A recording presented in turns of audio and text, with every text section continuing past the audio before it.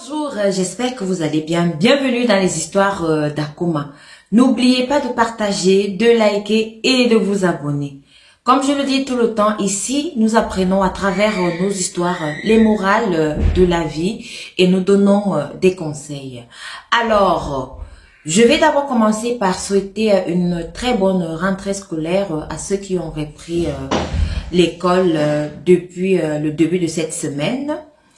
Et cette histoire, elle a trait à la rentrée scolaire. Elle a trait aux petits-enfants qui viennent de commencer l'école. Elle a trait aux petits-enfants qui commencent la CIL, la maternelle, qui commencent l'école primaire. Alors, les parents, ouvrez grand vos oreilles, contrôlez vos enfants. On va parler de l'histoire de Marianne et Paul. Marianne et Paul habitaient dans une autre ville, ils vivaient leur vie, ils n'avaient pas de soucis, ils n'avaient pas de problème. C'est alors que le mari de Marianne avait été affecté dans une autre ville. Étant donc obligé, lui, le mari de Marianne, il ne voulait pas laisser sa famille toute seule. Il a donc décidé d'aller avec sa famille là où il a été affecté. Les débuts n'ont pas été faciles, cela a été très difficile. Alors, Marianne et Paul avaient un petit enfant de 7 ans. Lui, il avait déjà commencé l'école primaire dans l'ancienne ville où les deux vivaient. Étant donné qu'on avait, comme je disais tout à l'heure, affecté leur papa dans une autre ville, ils étaient donc obligés de déménager. C'est comme ça qu'arrivés dans la nouvelle ville, ils ont recommencé à apprendre à connaître les nouveaux voisins et tout. Et c'est là aussi qu'ils ont inscrit leur enfant qui avait l'âge de 7 ans dans une nouvelle école primaire. Leur enfant, on va lui donner le nom de Jojo. Alors, Jojo, c'est un enfant très bien éduqué à 7 ans. Il était bien éduqué, il était calme, il respectait ses parents et il respectait tout le monde. Voilà que Marianne et Paul, dans la nouvelle école qui n'était pas loin de leur maison, parce que le père, il avait voulu ça comme ça pour que cet enfant-là n'ait pas de problème de transport ou quoi que ce soit. C'est comme ça que l'enfant aussi allait à cette école-là à pied, puisque c'était juste à 200 mètres de la maison. Ils ont donc inscrit l'enfant à l'école, comme je le disais. L'enfant a commencé à aller à l'école, l'enfant était bien. L'enfant n'avait pas de soucis, il rentrait tout le temps à la maison.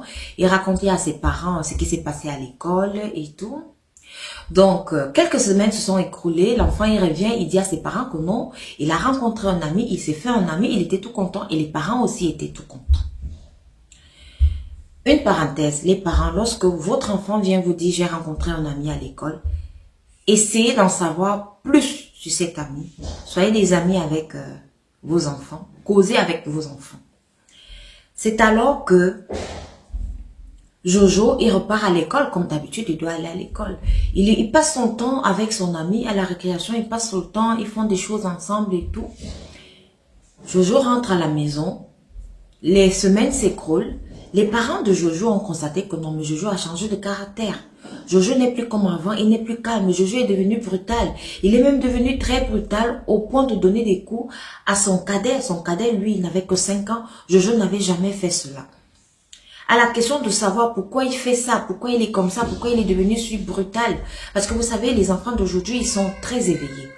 Il dit à ses parents que non, papa, c'est que je dois me défendre. Vous savez, à l'école, là-bas, c'est pas facile, donc je dois me défendre. Les parents, ils ont pris ça comme ça, ils se sont dit, ah, c'est pas un souci. Alors, Jojo, il repart à l'école. Il était toujours avec son ami, là, dont il avait parlé à ses parents. Ils étaient tout le temps, ils passaient le temps ensemble. C'est comme ça qu'un beau jour, alors, Jojo rentre encore à la maison. Il dit à sa maman que non, aujourd'hui, moi, je veux manger de la viande. Je veux pas manger des légumes sans viande. Donc, vous savez, parfois, en Afrique, on fait des légumes avec les noix de palme sans viande. Il dit non, il faut pas manger ça. Lui, il veut manger de la viande. C'est comme ça que son papa lui dit alors que non, mais tu peux pas. Il n'y a pas assez, tu vas manger ce que maman a préparé. Le garçon, il dit non. Oui, maman, quand papa dit qu'il veut manger telle chose, maman accourt seulement pour faire cela, pour préparer ce que maman veut, ce que papa veut manger. C'est comme ça que les parents de Jojo disent à Jojo que non, mais c'est faux, c'est pas vrai. Et puis Jojo, il retourne à son papa, il dit à son papa que non, mais tu sais même, je t'ai vu avec une copine, hein. Son papa était tellement abattu par le nouveau comportement de son enfant. Il dit à son enfant que non, ça c'est ma femme, c'est ta maman. Lorsque tu auras ta femme, tu vas lui demander ce que tu veux manger. Tu vas exiger à ta femme de te faire à manger. Pour le moment, là, c'est ma femme. En fait, il y a beaucoup de parents qui ont l'habitude de dire ces mots à leurs enfants. Lorsque le parent se rend compte que l'enfant commence à taquiner un peu sa maman, et il y a des parents qui le disent juste comme ça, ce n'est même pas pour déranger ou blesser l'enfant, c'est juste comme ça. C'est comme ça que Jojo encore, il reprend le chemin de l'école, puisqu'il doit aller à l'école. Et donc, il passait tellement de temps avec cet enfant-là. À un moment donné à la maison, Jojo dit à sa maman que non, tu dois me mettre du vernis aussi maintenant. Sa maman regarde Jojo, sa maman dit à Jojo, mais comment ça je dois te mettre le vernis? Tu sais très bien que le vernis, ce n'est que pour les filles, donc c'est pas pour toi. C'est pour les filles, c'est pas pour toi. Ça passe, la maman de Jojo, elle a pris ça comme ça, elle dit, ah, parce que parfois aussi, il y en a certains garçons, et lorsqu'ils sont encore à bas âge, ils regardent la maman en train de faire un truc, et vont aussi faire ça. Maintenant, c'est à nous, le parent, de dire à l'enfant que non, ça c'est pour les filles, c'est pas pour les garçons. Donc, c'est comme ça que ça se passe chez nous, en Afrique. C'est comme ça que nous connaissons cela. C'est cette éducation que nous avons reçue. Alors, un autre jour, alors Jojo rentre encore à la maison, il dit à ses parents que non, aujourd'hui, il a besoin de gâteau. Tout ceci, ses parents ne savaient pas qu'à l'école, son ami dont il parlait là, lui, il avait des gâteaux quand il voulait, à toute heure, à chaque moment. Donc, Jojo rentre à la maison, il dit à ses parents que non, il veut aussi un gâteau. Le parent, il redit à Jojo que non, je peux pas te donner le gâteau là maintenant, je peux pas. Quand même, regarde l'heure qu'il est, je peux pas t'en donner. C'est impossible. C'est comme ça que Jojo se fâche. Quand Jojo se fâche, non, il se met à dire que non, c'est toujours lui qui reçoit les choses dans la maison. Donc, il est devenu comme un concurrent avec son papa. Il est devenu comme, en fait, comme si sa maman, c'était sa femme. Le papa n'arrivait pas à comprendre. Le papa, il a redit la phrase à Jojo que non, mais quand tu seras grand, tu auras ta femme et tu vas lui demander tout cela. Alors, Jojo dit à son père que non, moi, je n'aurai pas de femme. Le papa de Jojo qui dit à Jojo, mais pourquoi? Comment ça? Tu dis que tu n'auras pas de femme. Tu seras prêtre? Il dit non. Moi, je ne suis pas intéressé par les femmes. Je suis intéressé par les garçons. D'abord, comme mon ami que j'ai à l'école, il passe son temps à toucher mon petit truc que vous connaissez là, mon petit zizi. C'est comme ça que les parents se regardent et disent quoi? Donc, ils ne voulaient même pas croire en ça. Ils ne voulaient même pas imaginer une chose pareille venant de leur enfant parce qu'ils savaient que leur enfant était toujours calme, leur enfant avait un très bon comportement. Mais depuis un certain moment, leur enfant a changé. Mais jusque-là, ils ne voulaient pas accepter cela.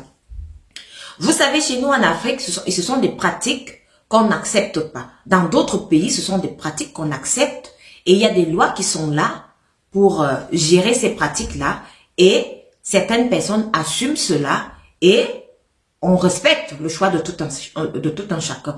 Mais alors, chez nous en Afrique, ce n'est pas le cas. Chez nous en Afrique, c'est une abomination. Donc, les parents de Jojo, ils ont dit quoi? Notre enfant, il n'a que 7 ans. 7 ans? Il me parle comme ça, il me retorque comme ça, il y a quelque chose qui ne va pas. Mon enfant n'était pas comme ça. Depuis qu'il est allé dans cette école-là, il a complètement changé.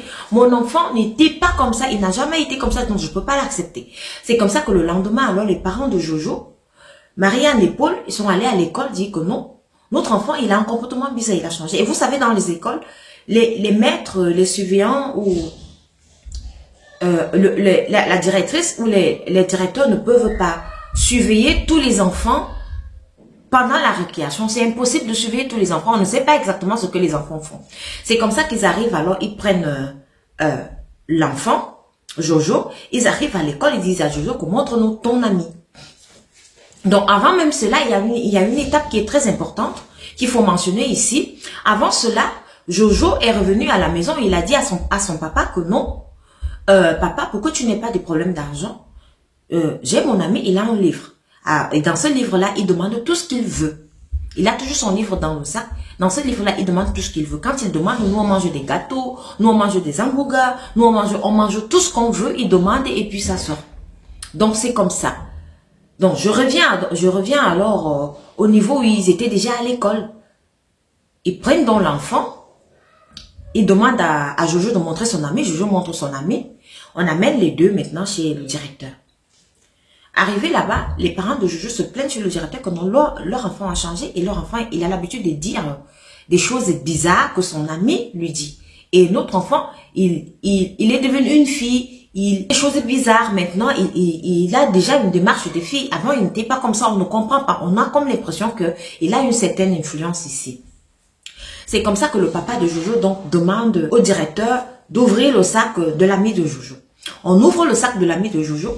On se rend compte que l'ami de Jojo, il a les ongles, il a les cheveux des gens, il a les coupures des vêtements des gens, il a des petits livres des personnes, en fait de ses camarades en petites coupures. Vous savez, lorsque vous avez votre livre, ça vous appartient. Vous avez votre odeur, elle est dedans. Votre énergie, elle est dedans. C'est quelque chose que vous touchez tous les jours. Donc, il avait ça en petite coupure. Il avait les vêtements aussi de ses amis en petite coupure. Qu'est-ce qu'il n'avait pas? Il avait des petites, les babouches là en petite coupure. C'est comme ça que tout le monde était donc étonné que, mais c'est quoi avec cet enfant? Et pendant ce temps, dans l'église où allaient Marianne et Paul, on leur avait déjà dit là-bas que non, vous avez un enfant à la maison qui est sorcier. Qui est sorcier. Donc, ils n'avaient pas cru. C'est lorsqu'ils ont donc ouvert le sac de cet enfant, c'est qu'ils ont remarqué cela. Donc, ils se sont rendus compte que le camarade de Jojo, il a initié Jojo dans la sorcellerie. Il a fait des trucs avec Jojo dans la sorcellerie. Donc, Jojo a complètement changé. Jojo est devenu un double sim à 7 ans. Jojo, il est devenu une autre personne. Voilà donc l'histoire de Jojo. Et qu'est-ce que les parents de Jojo étaient obligés de faire? Et le directeur aussi, ils ont essayé de joindre les parents du camarade de Jojo. À leur grande surprise, on leur dit que non, le parent du camarade de Jojo, les parents sont décédés depuis. Ils sont décédés depuis, donc il habite chez une tante et tout. Donc, on s'est rendu compte que le camarade de Jojo, l'ami de Jojo, n'était pas un enfant, c'était un grand-père. Mais là, il était à l'école comme tout le monde, c'était pas un enfant. Non, juste pour dire que ceux qui ne contrôlent pas leurs enfants, ceux qui ne parlent pas avec leurs enfants, faites attention, parlez avec vos enfants. Chaque jour que votre enfant rentre de l'école, demandez-lui ce qui s'est passé à l'école, demandez-lui ce qu'il a fait à l'école, demandez-lui le comportement des autres camarades et tout, parce que aussi, il y a des enfants qui sont timides, qui parfois n'arrivent pas à dire ce qui s'est passé à l'école, qui parfois ont peur. Donc, ouvrez-vous à vos enfants, laissez vos enfants venir à vous parce que le dehors est risqué, comme je le dis tout le temps ici. C'est la rentrée scolaire. Faites attention, les nouveaux enfants qui vont dans des nouvelles écoles, qui n'ont pas d'amis, qui se laissent souvent intimider par certains amis, qui se laissent intimider par des camarades. Parlez clairement à vos amis. Lorsqu'un camarade te demande de faire quelque chose, dis non, parce que cela ne se fait pas. Les parents de Jojo, ils n'en croyaient pas leurs oreilles, ils n'en croyaient pas les yeux, ils se disaient que cela ne pouvait pas arriver à leur enfant. Mais hélas, cela est arrivé. C'est arrivé. Et c'était très très choquant pour ces enfants-là. Alors ici, dans les écoles, il y a des enfants qui rôdent. On se dit que ce sont des enfants. Mais ce ne sont pas des enfants. Ce sont des grands-pères qui sont là seulement pour initier d'autres enfants à faire des trucs maléfiques, à entrer dans la sorcellerie. Alors, cette histoire, c'était pour vous, les parents. C'est la rentrée scolaire. Contrôlez vos enfants. Et surtout, priez pour vos enfants. Priez afin que vos enfants aient le discernement et même la force de dire non à certaines pratiques et la force de dire non à certaines choses. Merci de m'avoir écouté. Cette histoire m'a touchée parce que moi aussi, je suis un parent. Et partagez. Rendez-vous à la prochaine vidéo. Merci.